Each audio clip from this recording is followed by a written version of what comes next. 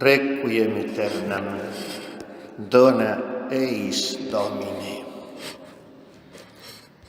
Es lo que nuestra pobre piedad, que hoy parece que desearía olvidarse de todos los egoísmos a los que estuvo sujeta cuando nuestros seres queridos nos acompañaban aquí abajo. Parece que hoy lo mejor que puede desear para ellos, que trabajaron, que sufrieron, que se cansaron con nosotros y como nosotros y en muchos casos por nosotros, es justamente esto, el descanso. Y un descanso completo, acabado, feliz, total. Un descanso no sujeto a las contingencias circunstanciales de estas coordenadas espaciotemporales en que nos movemos los que aún estamos sujetos a la muerte y que suponen una permanente amenaza a que ese descanso venga a ser perturbado, resquebrajado, en algunos casos absolutamente eliminado. Como nosotros todavía penamos por esa situación tan pobre a la que nos somete nuestra carnalidad, deseamos para nuestros seres queridos descanso eterno y luz perpetua. Y la Iglesia nos hace pedirlo con expresiones insistentes y asombrosamente bellas. No solo porque estando tomadas de la Sagrada Escritura en la mayor parte de las ocasiones, que es de lo que está compuesta la liturgia, y teniendo como autor al Espíritu Santo, son expresiones insuperables. No se podría orar mejor con otras, pero hay algunas ocasiones en que la Iglesia, Madre y Maestra, pedagoga insuperable, abre en su liturgia la puerta a algunos textos que, siendo humanos, rayan en lo divino por su profundidad, por su hermosura, por su contenido teológico.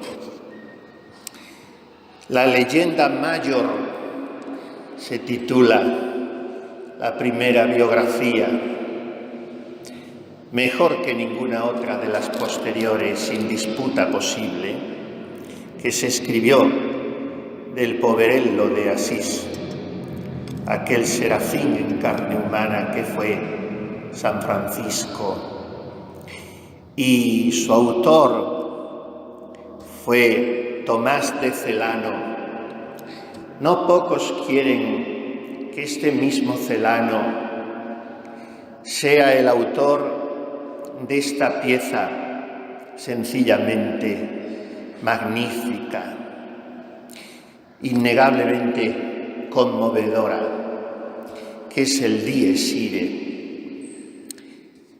Esta pieza que es tan difícil explicarse como en tantos otros casos sucede, cómo ha sido removida de la liturgia funeraria en aras de una visión totalmente unilateral, según la cual en esta liturgia que ya no se llama de Requiem en el Novus Ordo, prácticamente nada tiene que hacer referencia a la muerte, sino solo a la resurrección, como si en el Vetus Ordo o en la liturgia tradicional no se aludiese a la resurrección. Pero es que para llegar a la resurrección, los que somos por naturaleza, mejor dicho, por naturaleza caída, mortales, tenemos que pasar por el trance amargo y desolado, no deseable en ningún caso, pero que debe ser aceptado en todos, por el trance de la muerte. Y entonces, qué mucho que en la liturgia de difuntos, precisamente en la de difuntos, se hable de la muerte una y otra vez, que a veces se daba una insistencia acaso excesiva en símbolos que rayaban en lo tétrico, concedamos, pero esto no debiera nunca haber llevado al barrido indiscriminado que sufrió esta liturgia y a su consiguiente empobrecimiento. Yo he hecho hoy, o mejor dicho desde ayer, dos cosas que suelo hacer todos los años llegando estas fechas, aparte de una tercera que también he hecho porque la hacemos todos, que es visitar un cementerio y rezar en él. Yo recé varios rosarios y me daba un poco de pena contemplar a la gente charlando y ocupada solo en limpiar piedras y adornar flores.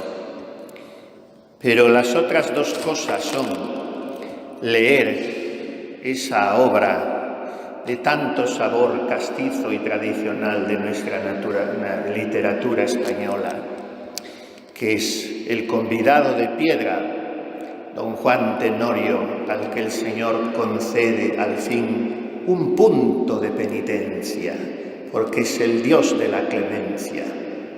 Y ese punto in extremis, para que se convierta y salve su alma por medio de la oración de una pobre doña Inés que está penando hasta que ella pueda salvar al que fue su burlador y el burlador de Sevilla, ese punto de penitencia se lo concede el Dios clemente, precisamente por la meditación de los novísimos, en esa escena que nos lo presenta entre túmulos y estatuas funerarias del Panteón del Señor de Ulloa. Y la segunda cosa ha sido escuchar en varias versiones, primero siempre en gregoriano y después seguramente en las de Mozart y Verdi. Si tengo tiempo, oigo otros músicos, no siempre lo tengo. Escuchar esta secuencia y vibrar y sentirme estremecido en algunos casos, hasta las lágrimas, porque es para mí un vehículo de meditación incomparable, llegado el día de los difuntos, escuchar en esa voz honda que nos hace descender hasta la profundidad del misterio del bajo, o en la voz también grave del barítono, o en las otras más agudas, escuchar estas expresiones. Jesu pie, Jesu pie. Por 2 o 3 veces se repite en la secuencia: piadoso Jesús, Él es el Dios de la clemencia, y es verdad que es Rey de tremenda majestad, es verdad que es el juez que ha de venir cuando suenen las trompetas y surja su trono entre las regiones de las sepulturas.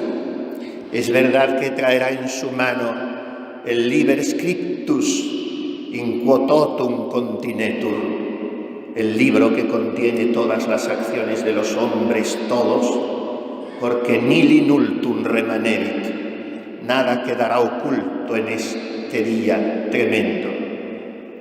Es verdad que ante él uno se pregunta: quid sum miser tum dicturus, quem patronum rogaturus.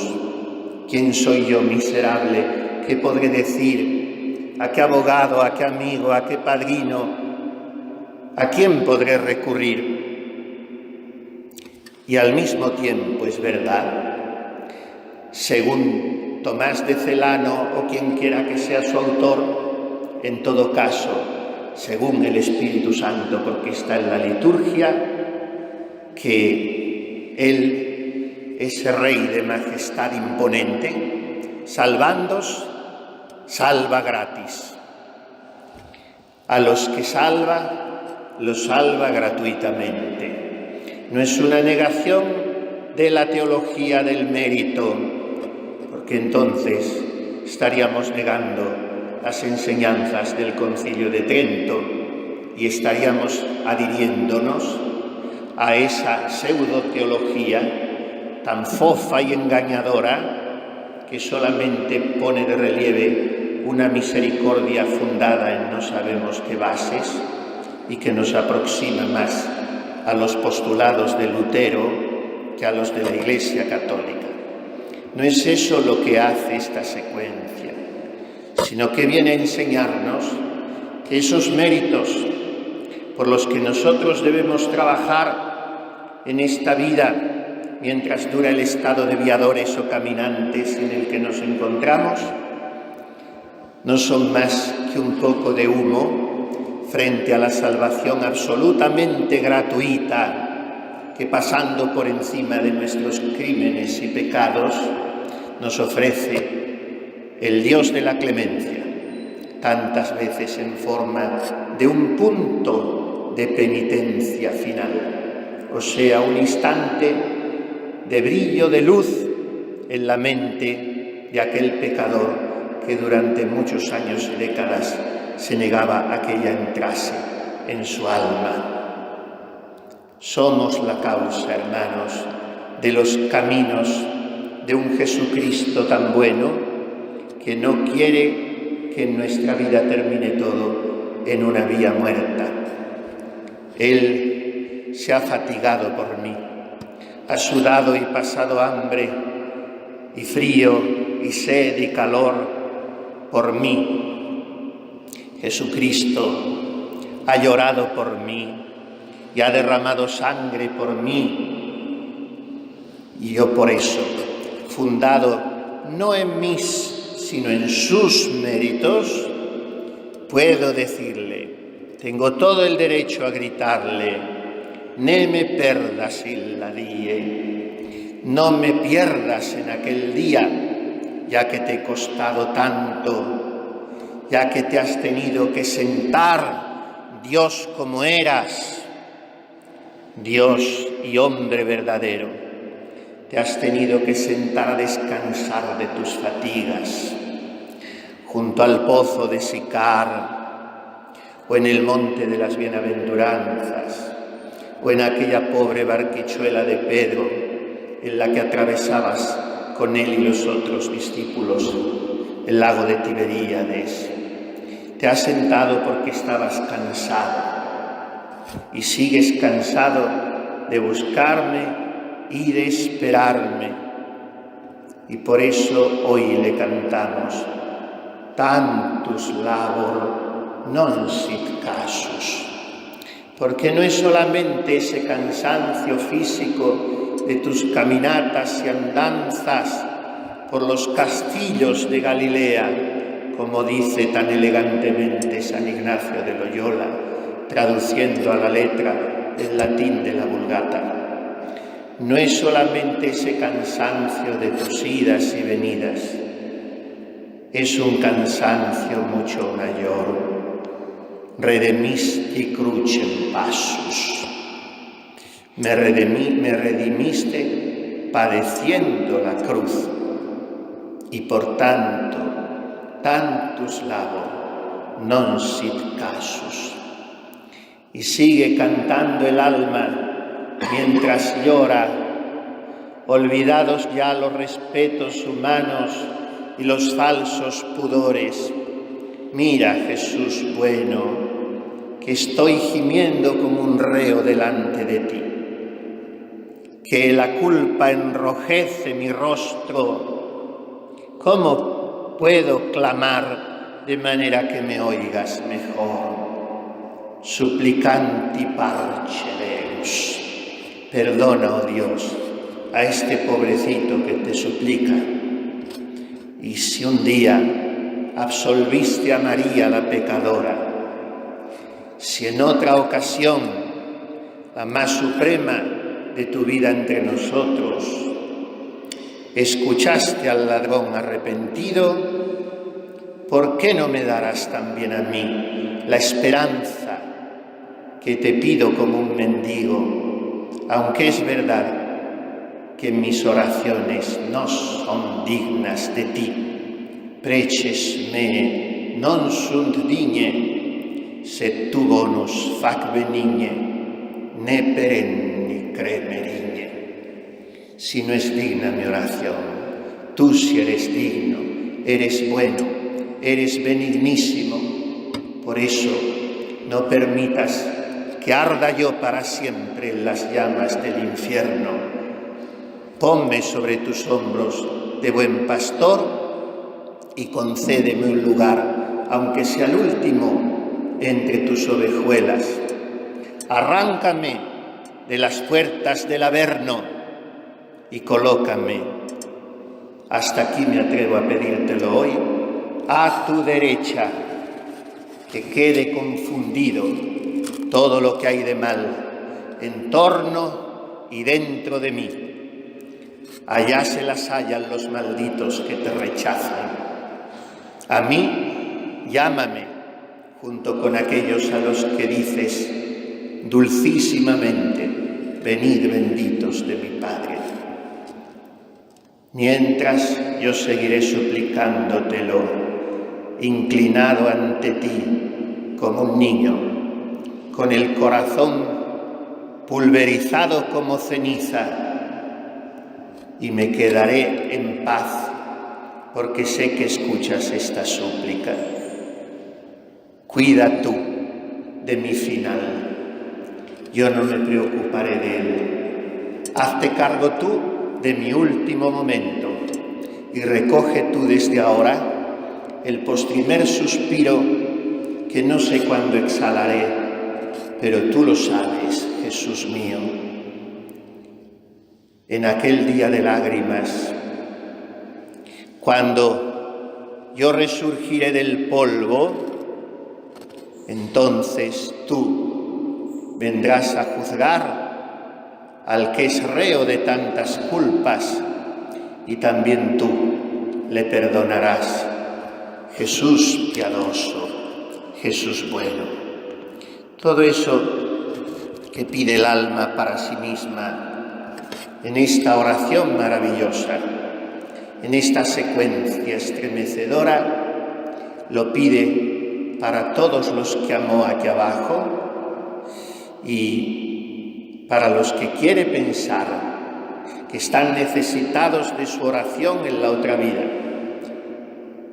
Porque si no fuera así, cabrían dos posibilidades: que estando ya salvados en el cielo no la necesiten y que esas oraciones aprovechen a otros difuntos, o que estando condenados en el infierno sea imposible que les sirva de satisfacción alguna nuestra oración, y en caso tal también la divina providencia las aplica a otras almas. Pero como la misericordia de Dios es tan grande, nos hace pensar que en la mayoría de los casos dará a tantas almas, sobre todo a las que no se hayan aferrado diabólicamente a la impenitencia final, les dará como aquel personaje literario que antes, cuando España era España, servía de catequista en pueblos y ciudades en este Día de los Difuntos. Como a él, a tantos Dios nuestro Señor les concederá un punto de penitencia en esa hora última. Santa Catalina de Siena así lo entendió en una revelación, que todas las almas tendrán al final ese fogonazo de luz, ese empujón de la gracia divina, de manera que le resulte muy difícil al demonio arrebatar algunas de ellas. Y sin embargo la Santísima Virgen dijo a los niños de Fátima: orad mucho y haced penitencia, pues muchas almas van al infierno por no haber quien ruegue y se sacrifique por ellas. En fin, hoy no es día de hablar del infierno, ni siquiera en puridad lo es de hablar del cielo. Es día de tender la mano a nuestros hermanos de la Iglesia purgante y de pedir al corazón divino de Jesús: dives sin misericordia, liberal y rico con todos los que le invocan, que abra de par en par las puertas del purgatorio. Son muchas las misas que se celebran hoy. 3 tenemos los sacerdotes el privilegio de celebrar, por el deseo del Papa Benedicto XV, conmovido por el hecho de que en la Gran Guerra, la Primera Guerra Mundial, habían muerto miles y miles de soldaditos anónimos de cuyas almas nadie se acordaría. Y entonces él dispuso que, aunque no hubiese necesidad pastoral, los sacerdotes pudiesen celebrar hoy estas 3 misas. Hoy asistimos a un pastoralismo desbocado en algunos aspectos y se considera que la misa es para el pueblo, y esto es un error, o al menos una media verdad. La misa es para la Santísima Trinidad, con pueblo o sin pueblo. Todos los años digo a varios sacerdotes, en llegando estas fechas, esto de las 3 misas, y algunos se asombran porque no lo saben, otros reconsideran su programa de este día porque no tenían designado celebrar estas 3 misas. Y no deja de ser curioso y llamativo esto, cuando después se multiplica innecesariamente la presencia de los sacerdotes en concelebraciones, que lo que suponen precisamente es que se pierdan muchas misas, porque es un solo el sacrificio en el que participan todos. En todo caso, es fácil pensar que hoy se celebran muchas más misas que cualquier día ordinario, precisamente también porque el pueblo lo demanda. Está muy difuminada la fe en nuestros fieles. Esos mismos que desean la misa y acuden a ella, luego no se arrodillan en la consagración o comulgan en la mano, pero en definitiva son víctimas de lo que les han enseñado aquellos que tendrían que haber guardado y custodiado el sentido de adoración. Pero el Señor no apaga el pábilo vacilante ni quiebra la caña cascada, y por eso la oración de tantos fieles en tantas misas hoy obtendrá la misericordia divina para tantos difuntos. Nosotros seguimos con las nuestras, las 3, y lo hacemos pidiendo a María Santísima, llano a Celi, que ella, que es refugio de los pecadores y consoladora de los afligidos, abra las puertas del paraíso a todos nuestros difuntos y nos las abra a nosotros un día, también por la intercesión de esas ánimas benditas del purgatorio, tan buenas amigas nuestras, por las que pedimos hoy: Requiem aeternam dona eis Domine, et lux perpetua luceat eis.